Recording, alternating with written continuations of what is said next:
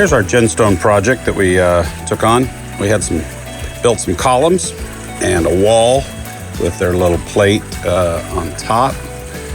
It turned out pretty nice. Obviously not the doors, we made those doors.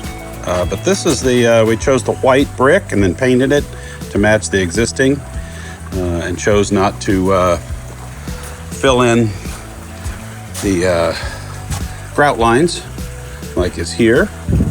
But we had a nice good fit and it was really easy to work with, the corner pieces and the top ledges. Take a shot out here and show you. Everything matched pretty nice. As you can see here, it was just, we wanted the brick wall look with some columns, and we just had to build those. And here it is on the other side, and it matches real nice. We could have grouted it in, but